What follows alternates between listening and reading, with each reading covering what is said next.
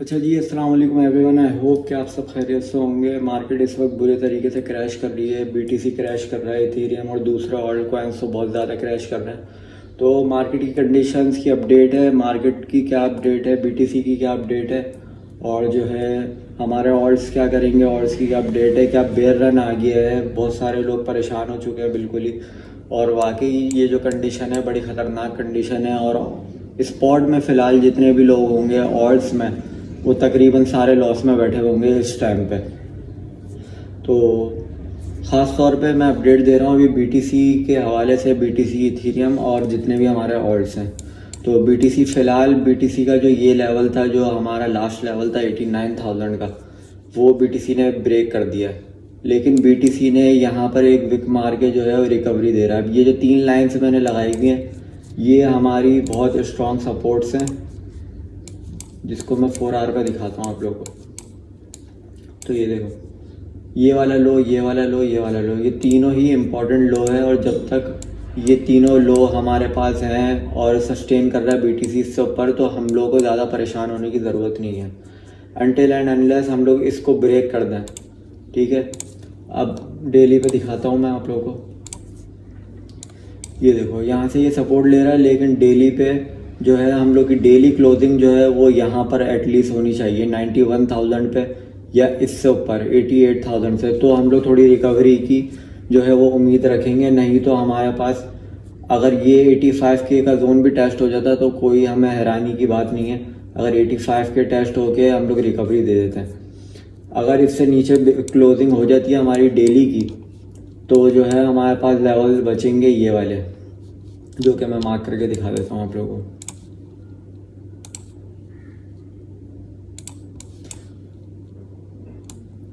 तो ये वाला लेवल है हमारे पास लास्ट।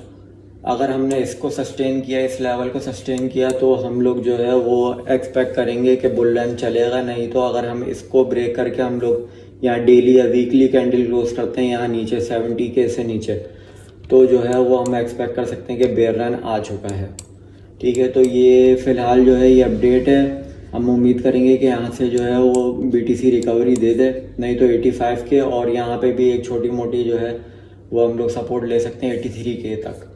अब यहाँ पर ये वाला लेवल जो है वो बेस्ट बाइंग रेंज होगा बीटीसी का। ये बेस्ट सपोर्ट है क्योंकि ये बेस्ट रेजिस्टेंस था पहले जब हम लोग यहाँ पे स्ट्रगल कर रहे थे। तो ये बेस्ट सपोर्ट है फ़िलहाल के लिए, और ये लास्ट सपोर्ट है। अगर इसको ब्रेक करके नीचे गए तो ख़त्म है कहानी, फिर गया हमारा बुल रन।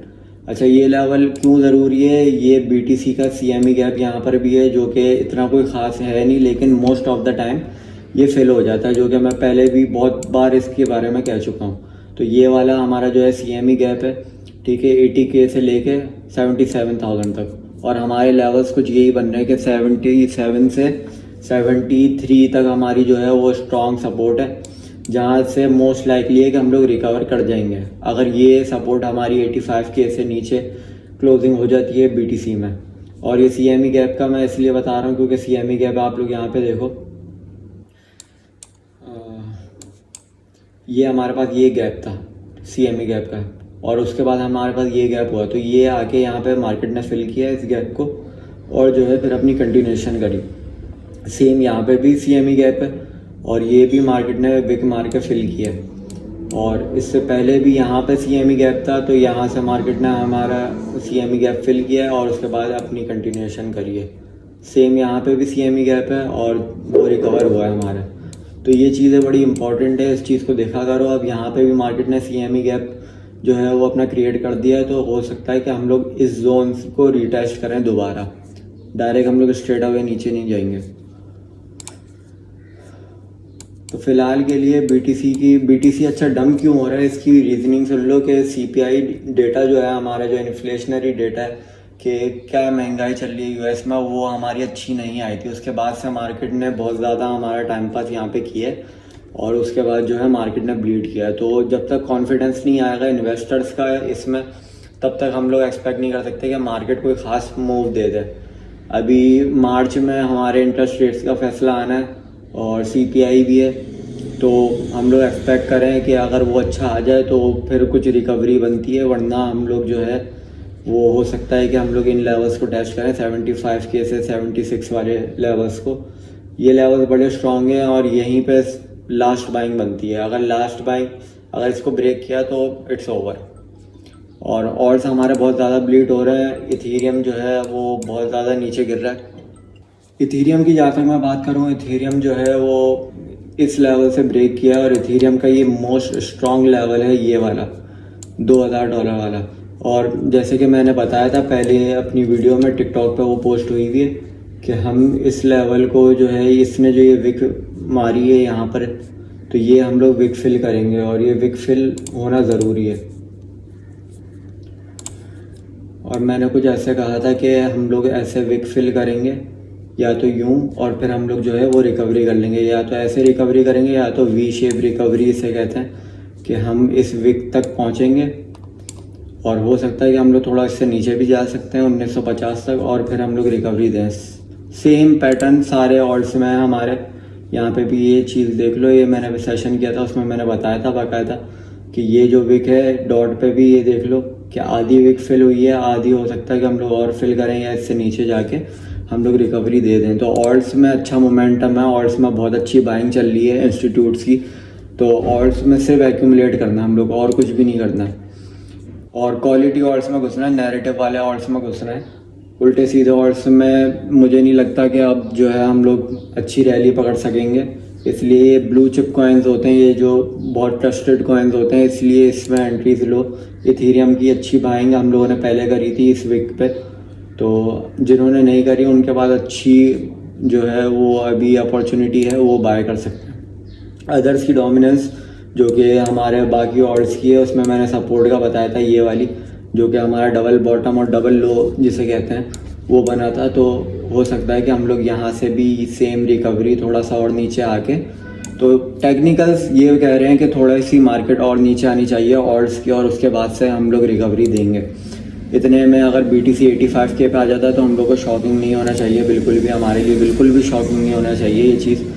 और सोलाना के बारे में मैं स्पेशली बात करना चाहता हूँ कि सोलाना बड़े बुरे तरीके से क्रैश कर रहा है, और इसकी वजह ये है कि pump.fun जिसमें इसके मीम कॉइन्स बहुत ज़्यादा ट्रेंडिंग पे थे, उसमें बहुत ज़्यादा स्कैम्स हो रहे हैं और उस पर एक्शन लिया जा रहा है, इसलिए सोलाना बहुत बुरे तरीके से क्रैश कर रहा है।